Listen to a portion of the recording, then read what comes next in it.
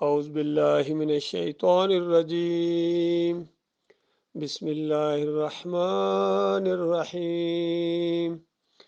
ومن الناس من يعجبك قوله في الحياة الدنيا ويشهد الله على ما في قلبه وهو ألد الخصام۔ یہ سورہ البقرہ کا درس جاری ہے اردو ترجمے اور مختصر تشریح کے ساتھ۔ فرمایا انسانوں میں کوئی تو ایسا ہے جس کی باتیں دنیا کی زندگی میں تمہیں بہت بلی معلوم ہوتی ہیں، اور اپنی نیک نیتی پر وہ بار بار اللہ کو گواہ ٹھہراتا ہے، یعنی قسمیں اٹھاتا ہے، مگر حقیقت میں وہ بدترین دشمن حق ہوتا ہے۔ یہ ایک بہت ہی زبردست غور و فکر کی دعوت ہے۔ اللہ خود گواہی دے رہا ہے کہ انسانوں میں کچھ انسان ایسے ہیں جن کی باتیں بڑی زبردست نپے تلے الفاظ کے ساتھ وہ بولتے ہیں، اور لوگوں کو ایسے لگتا ہے کہ یہ صحیح معنوں میں انسانیت کا خیر خواہ ہے، اور یقین دلانے کے لیے قسمیں بھی اٹھاتا ہے کہ بالکل جو بات میں کہہ رہا ہوں بالکل میرے دل میں جو ہے زبان پر وہی ہے۔ اور پھر مالک الملک خود گواہی دیتا ہے کہ اصل مسئلہ یہ ہے، یہ آدمی، یہ جو لیڈر ہے، یہ جو تقریر کرنے والا ہے، خیر خواہ بن کے آیا ہے، یہ صحیح معنوں میں جھگڑالو آدمی ہے اور بہت زیادہ فسادی آدمی ہے۔ پھر بتایا گیا کہ جب اس کو موقع ملتا ہے، چونکہ پہلے تو آیا تھا وعدے کرتا تھا نیک نیتی کے اور بڑی خیر خواہی کے ساتھ، لیکن جب موقع ملا اس کو، جب اس کو اقتدار حاصل ہوتا ہے، یعنی کوئی اختیارات اس کے پاس آتے ہیں، تو اس کی زمین پر ساری دوڑ دھوپ ہوتی ہے، وہ فساد پھیلانے کے لیے، کھیتیوں کو غارت کرنے کے لیے، نسل انسانی کو تباہ کرنے کے لیے۔ حالانکہ اللہ جسے وہ گواہ بنا رہا تھا، یعنی قسمیں اٹھا رہا تھا جس اللہ کو گواہ بنا کے، وہ فساد کو ہرگز پسند نہیں کرتا ہے۔ اور فساد یہ جو سب سے بڑا فساد ہوتا ہے، جس کی ساری چھوٹے فساد اس کی شاخیں ہیں، جڑیں ہیں، وہ شرک ہے۔ ظہر الفساد فی البر والبحر بما کسبت ایدی الناس قل سیروا فی الارض فانظروا کیف کان عاقبۃ الذین من قبل کان اکثرهم مشرکین۔ مالک فرماتا ہے خشکی اور تری میں فساد برپا ہو گیا، اور یہ لوگوں کے اپنے ہاتھوں کی کمائی ہے جو ان کے منہ کے اوپر دے ماری جا رہی ہے۔ اور زمین پر چلو پھرو دیکھو کہ پچھلی قوموں کو کیوں تباہ و برباد کر دیا گیا تھا، ان کی اکثریت مشرک بن گئی تھی۔ تو یہ شرک سب سے بڑا فساد ہے۔ اس لیے شرک اور کفر پھیلانے والوں کو جب کہا جاتا ہے کہ دیکھو زمین کے اوپر فساد مت پھیلاؤ، اس کی اصلاح ہو چکی ہے، تو اب تم پھر فساد دوبارہ کیوں برپا کرنے لگے ہو؟ کیونکہ اللہ تعالیٰ نے ہر دور کے اندر اس فساد کو نیست و نابود کیا ہے، اور پھر خالص مومنوں کو آگے موقع دیا ہے۔ جس طرح نوح علیہ السلام کی قوم، صرف وہ کشتی میں بٹھائے جانے کے جو لائق تھے چند لوگ تھے، وہ بچے ہیں، باقی سب کو مار دیا گیا۔ یعنی فساد کی گویا اصلاح ہو گئی، اور زمین پر فساد نہیں ہے بلکہ صرف مومن بچ گئے ہیں۔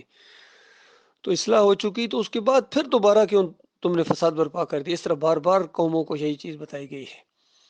اور اس آخری امت کا معاملہ بھی یہی ہے، انہوں نے تو پچھلی ساری قوموں کے ریکارڈ توڑ دیے۔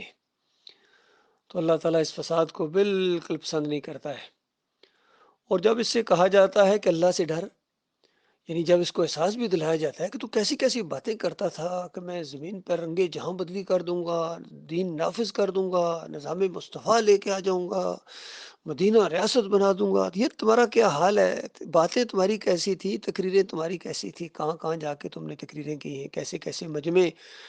تم نے ان پر سحر طاری کر دیا ہے۔ لوگ بڑے تعریفیں کرنے لگے کہ کیا کہنا حضرت کی تقریر کا، بڑا زبردست بیان دیا ہے جنہوں نے، آج تو بالکل انہوں نے سارے مجمع کو جو ہے نا حیران کر دیا، ایسی ایسی باتیں۔ اور اس کے بعد تو اللہ سے ڈر، اب تیرا کیا حال ہے؟ تمہیں اقتدار بھی ملا، اس کے بعد ایک موقع ملا تمہیں، تو یہ تم نے کیا کر دیا؟ تو اس کو اپنے وقار کا خیال اس کے گناہ پر جما دیتا ہے۔ وہ جو اپنی عزت، جھوٹا نام اس کا، جھوٹی ناک اس کا پندار ہے، وہ نیچے آنے کے لیے تیار نہیں ہوتا ہے، جو اس نے ایک خود ساختہ بنا لیا ہے، میں بڑی شے ہوں، میں بڑی زبردست شخصیت ہوں، یہ جو اس نے بنا لیا، خود اپنے دائرے کے اندر بند ہو گیا ہے، اب وہ جو اس کا ایک جھوٹا نام ہے وہ اب اس کو نا راستے میں حائل ہو جاتا ہے، اس کو جما دیتا ہے اپنے اس گناہ کے اوپر، اب بات ماننے کے لیے تیار نہیں ہے۔ حضرت صاحب گویا عقل کل ہے، فرمایا ایسے شخص کے لیے تو بس جہنم ہی کافی ہے، وہ بہت ہی برا ٹھکانا ہے۔ یعنی مالک نے بتا دیا کہ یہ اب کسی کی بات ماننے کے لیے تیار نہیں ہے، یہ اپنے جھوٹے نفس کے اندر، جھوٹے پندار کے اندر ایسا بند ہو گیا ہے کنویں کا مینڈک، یہ سمجھتا ہے وہی دنیا ہے جو اس کی دنیا ہے، اب یہ بات ماننے والا نہیں ہے۔ لہذا مالک نے خود اپنی طرف سے اس کی سزا تجویز کی کہ اس کی اور اس جیسے جتنے بھی کردار ہوں گے ان کی سزا بس صرف جہنم ہی کافی ہے، برا ٹھکانا ہے۔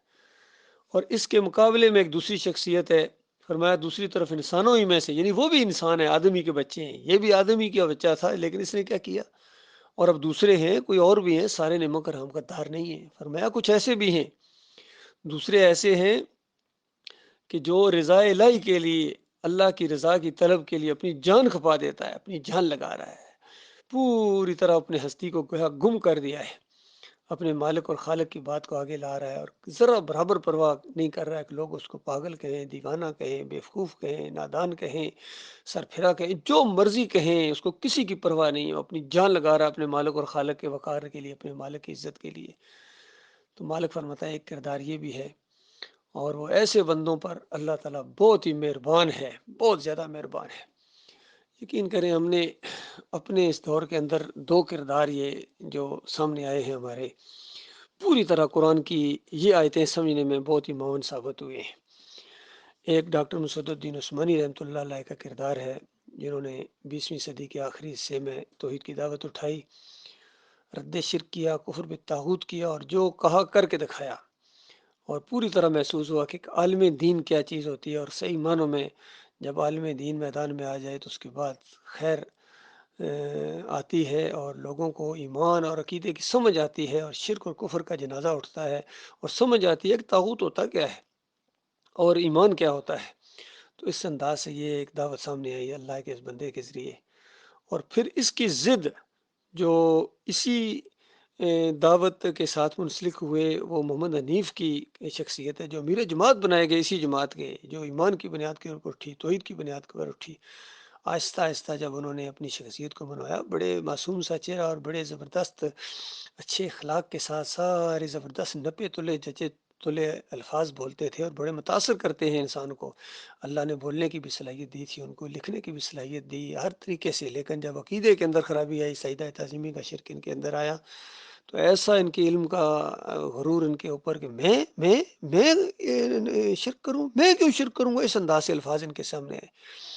اور کبھی کہتے ہیں مجھے وضاحتیں نہ کرو، بس میری تفسیر پڑھو، دعوت القرآن پڑھو، پھر تمہیں سب کچھ سمجھ آ جائے گا۔ اس طرح میں ان کے اندر جب آ گئی، اور انہوں نے سورہ یوسف کی 100 نمبر آیت کے اندر شرک کا انجیکشن دیا اور اپنی تفسیر کے اندر لکھ دیا۔ یہ 2 جلدیں ان کو لکھنا نصیب ہوئی محمود الحسن کی طرح، جس طرح وہ شرک کے اوپر مر گیا، ایاک نعبد و ایاک نستعین کی تفسیر کرتے ہوئے شرک کیا کہ اللہ کے بندوں کو پکارنا یہ اللہ ہی کو پکارنا ہے۔ تو بالکل یہی بات محمد حنیف نے لکھی کہ اللہ کے بندے کو سجدہ، یہ گویا اللہ ہی کو سجدہ تھا۔ اس طرح یوسف علیہ السلام کو انہوں نے سجدہ کرایا اپنے مشرکانہ خیالات کی وجہ سے، مشرکانہ دماغ کی وجہ سے، اور کہنے لگے کہ سارا خاندان بے اختیار ان کے سامنے سجدہ ریز ہو گیا۔ تو اس طرح انہوں نے توحید کو شرک کے اندر بدلی کر دیا۔ حالانکہ ڈاکٹر مسعود الدین عثمانی قرآن و حدیث کے مطابق اس کی بالکل بہترین تفسیر کر کے گئے تھے کہ دیکھو تعویل اور تعبیر کا ایک انداز ہوتا ہے، یہ سارا خاندان اللہ کے سامنے شکر گزاری کے طور پر سجدہ ریز ہوا تھا، یہ یوسف علیہ السلام کے سامنے نہیں۔ اور جس کا عقیدہ خراب ہوتا ہے وہ اس طرح تفسیر کرتا ہے، تو یہ ساری باتیں محمد حنیف کے سامنے موجود تھیں، پھر بھی اس نے اسی طرح تفسیر کی جو عقیدہ خراب ہونے کی وجہ سے مفسر کرتے ہیں۔ ابن کثیر کو انہوں نے اپنایا، طاہر القادری کا پیچھا کیا، اور ڈاکٹر اسرار کو انہوں نے اپنا آئیڈیل مانا، اور محمود الحسن کو گویا، اور اشرف علی تھانوی کو، ان طاغوتوں کی جن کے شرک اور کفر واضح کیے گئے تھے کہ یہ شرک اور کفر کے دائی گزرے ہیں، تو ان کی پیروی نہ کرنا، بلکہ جو صحیح اللہ کے بندے گزرے ہیں، اللہ کے آخری رسول محمد صلی اللہ علیہ وسلم ہیں، آپ کے ساتھی ہیں، اور امام بخاری رحمۃ اللہ انہوں نے تو بالکل اس چیز کی یوسف علیہ السلام کے سجدے کا کوئی ذکر ہی نہیں کیا، کوئی اشارہ بھی نہیں کیا، کیونکہ وہ سوچ بھی نہیں سکتے تھے کہ یہ ایک باپ اور نبی بیٹے نبی کو سجدہ کرے گا، سوال ہی پیدا نہیں ہوتا ہے۔ تو اس طریقے سے یہ 2 شخصیات ہمارے سامنے آئی ہیں، جو قرآن کی یہ 2 شخصیات ہیں۔ تو بہرحال ہمارا محمد حنیف سے اس کوئی تعلق نہیں ہے، کیونکہ ایسے ایسی بڑی بڑی باتیں شروع میں کرتے تھے کہ ہم یہ کر دیں گے وہ کر دیں گے، جب ایمان کے اندر خرابی آئی تو پھر اس کے بعد ایسے بفرے ہیں کہ مومنوں کے ایسے یہ درپے ہوئے ہیں کہ اس طرح دشمنی کی ہے اس بندے نے، ساری وہ باتیں اس کے اوپر فٹ آ رہی ہیں جو ان آیات کے اندر بیان کی جا رہی ہیں۔ فرمایا مومنو، ایمان کے دعوے دار ہو تو پورے کے پورے اسلام کے اندر داخل ہو جاؤ، پورے کے پورے، اور شیطان کی پیروی نہ کرو، یعنی ایک شرک بھی تمہارے اندر نہیں آنا چاہیے، نہ سجدہ تعظیمی کا، نہ بے حق فلاں بے حرمت فلاں کا، نہ جمہوریت کا، کوئی شرک تمہارے اندر نہیں آنا چاہیے۔ یہ نہیں کہہ دیتی راد بٹیر جس طرح آج جماعت اسلامی ہے، تنظیم اسلامی ہے، وحدت الوجود کو بھی تقویت دیتے ہیں اور ایمان کے بھی دعوے دار ہیں، اسی طرح یہ سارے اسی طریقے سے لگے ہوئے ہیں۔ تو بتایا گیا کہ یہ شیطان کے ٹولے ہیں، ان کا ساتھ نہ دینا، بلکہ شیطان تمہارا کھلا دشمن ہے، اس کی پیروی نہ کرنا۔ فرمایا جو صاف صاف ہدایات تمہارے پاس آ چکی ہیں، اگر ان کے پا لینے کے بعد پھر تم نے لغزش کھائی تو خوب جان رکھو کہ اللہ سب پر غالب اور حکیم و دانا ہے۔ دیکھا کہ ساری صاف صاف باتیں تم تک آ چکی ہیں، ایمان عقیدے کی بالکل صفائی تمہارے سامنے آ چکی ہے، سجدہ تعظیمی شرک قرار دیا جا چکا ہے، جمہوریت کو شرک ثابت کیا جا چکا ہے، بے حق فلاں بے حرمت فلاں واسطے وسیلے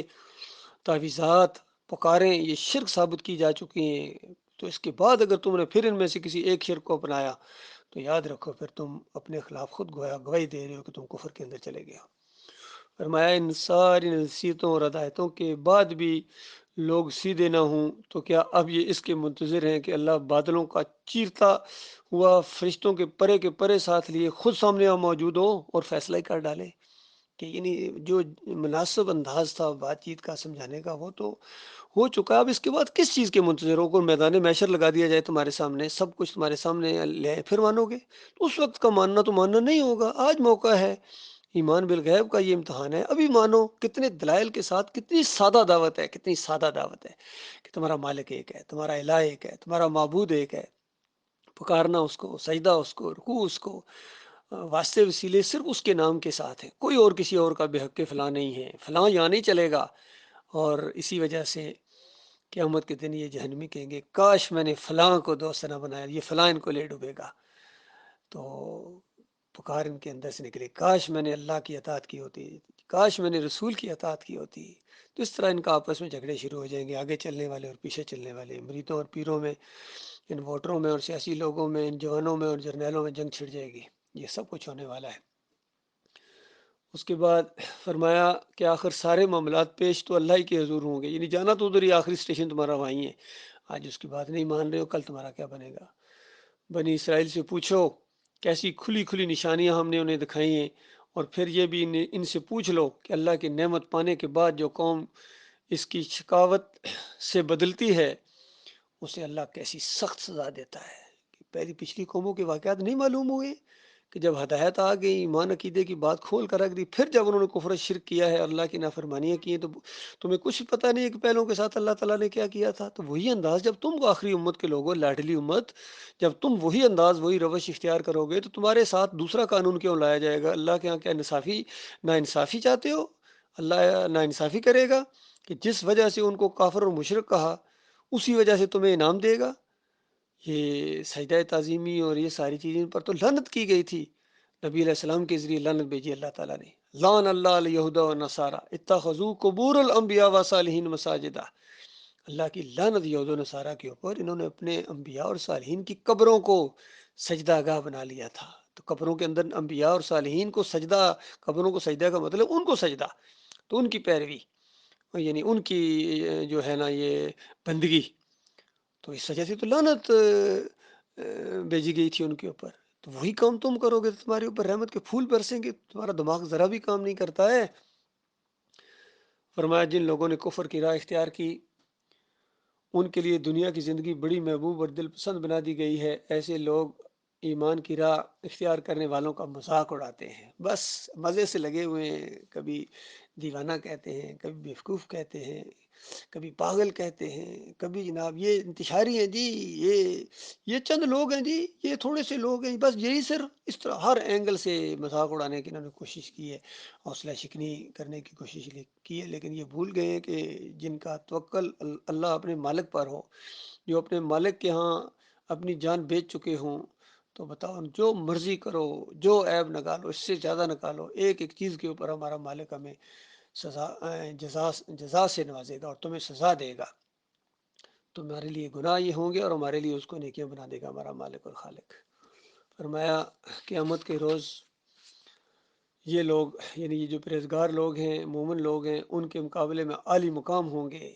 یعنی ان کے درجات بہت بلند ہوں گے. اور ان کو، ان کافروں مشرکوں کو جب عذاب کی لپیٹ میں لپیٹا جائے گا تو اس وقت مومن ان کے اوپر ہنس رہے ہوں گے. اس وقت پتہ چلے گا جیتا کون اور ہرا کون. دنیا کا رزق تو اللہ کو اختیار ہے، جسے چاہے بے حساب دے. دنیا کی یہ چیزیں تانی جانی ہیں، کسی کی نوکری چلی گئی، کسی کے مال میں مندہ پڑ گیا ایمان خالص کی وجہ سے، کسی کو علاقے سے نکال دیا گیا، کسی کو گروپ سے نکال دیا گیا، کسی کو جماعت سے نکال دیا گیا. جو مرضی کرتے رہو، اس سے کچھ فرق نہیں پڑتا ہے. یہ تو دنیا کا معاملہ ہے، اصل فیصلہ تو قیامت کے دن ہونے والا ہے. فرمایا ابتدا میں سب لوگ ایک ہی طریقے پر تھے، پھر یہ حالت باقی نہ رہی اور اختلافات رونما ہوئے. تب اللہ نے نبی بھیجے جو راست روی پر بشارت دینے والے اور کج روی کے نتائج سے ڈرانے والے تھے، اور ان کے ساتھ کتاب حق نازل کی تاکہ حق کے بارے میں لوگوں کے درمیان جو اختلافات رونما ہو گئے تھے ان کا فیصلہ کر دے. ان اختلافات کی رونما ہونے کی وجہ یہ نہ تھی کہ ابتدا میں لوگوں کو حق بتایا نہیں گیا تھا، بلکہ اختلاف ان لوگوں نے کیا جنہیں حق کا علم آ چکا تھا. انہوں نے روشن ہدایت پا لینے کے بعد محض اس لیے حق کو چھوڑا کہ مختلف طریقے نکالے کہ وہ آپس میں زیادتی کرنا چاہتے تھے، ضد اور ہٹ درمی کی وجہ سے کرنا چاہتے تھے. اب پتہ چلا اختلافات کیوں ہوئے ہیں، یہ گروہ بندیاں کیوں ہوئی ہیں، فرقے کیوں بنے ہیں. یہ نہیں کہ کوئی نئی علمی چیز لے آئے، حضرت صاحب علامہ صاحب کوئی نئی چیز لے کے آ گئے ہیں. نہیں، علم آ چکا تھا. علم آنے کے بعد انہوں نے ضد اور ہٹ درمی اور اپنی انا کی وجہ سے پھر گروپ بندیاں کی ہیں، گروہ بنے ہیں، فرقے بنے ہیں. بس جو لوگ انبیاء پر ایمان لے آئے انہیں اللہ نے اپنے اذن سے اس حق کا راستہ دکھایا جس میں لوگوں نے اختلاف کیا تھا. اللہ جسے چاہتا ہے راہ راست دکھا دیتا ہے. یہ مالک نے بیان فرمایا کس طرح ایک جب اختلاف کا معاملہ ہوا، جو مخلص مومن تھے وہ تو ایک لمحے کے لیے بھی اس حق سے نہیں ہٹے ہیں، وہ بالکل اس کے اوپر قائم ہے. مالک نے ان کا دل مضبوط کر دیا، اور اللہ تعالیٰ اسلام کا راستہ جس کے لیے کھول دیتا ہے، انبیاء کا راستہ جس کے لیے کھول دیتا ہے، مالک ان کا دل مضبوط کرتا ہے اور وہ اس پر جم جاتے ہیں. جماؤ دکھایا مالک نے. پھر مالک فرماتا ہے پھر کیا تم لوگوں نے یہ سمجھ رکھا ہے کہ یوں جنت کا داخلہ تمہیں مل جائے گا. یعنی یہ سب کچھ تو ہوگا، یہ لڑائی جھگڑے، بڑی بڑی تکلیفیں مشرکوں کی، کافروں کی، اہل کتاب کی تمہیں سننے پڑیں گی. مومنوں، جنت کے دروازے تب کھلیں گے. حالانکہ ابھی تک تم پر وہ وقت آیا ہی نہیں جو تم سے پہلے ایمان لانے والوں پر گزر چکا ہے. ان پر سختیاں گزری، مصیبتیں آئیں، ہلا مارے گئے، حتیٰ کہ وقت کا رسول اور اس کے ساتھی اہل ایمان چیخ اٹھے کہ اللہ کی مدد کب آئے گی. یہاں تک مالک لے جاتا ہے. آزمائشیں اس طرح آتی ہیں، ہم اپنے مالک سے آزمائشوں سے پناہ مانگتے ہیں، لیکن آزمائشیں تو آئیں گی بھائی ہمارے ایمان کے مطابق. اور اللہ سے یہ دعا مانگتے ہیں کہ مالک ہمیں استقامت دینا، ہمارے اوپر وہ بوجھ نہ ڈالنا جو پہلے لوگوں پر آئے مالک، اور ہمارے اوپر وہ بوجھ نہ ہمارے کندھوں کے اوپر جو ہم اٹھا نہ سکیں. مالک ہمیں استقامت دے اور ہمیں ان کافروں کے اوپر، باغیوں کے اوپر، انتشاریوں کے اوپر، مرتدین کے اوپر، ان سب کے اوپر اللہ تعالیٰ ہمیں غلبہ عطا فرمائے. اقول قولی ھذا استغفر اللہ لی ولکم ولسائر المسلمین.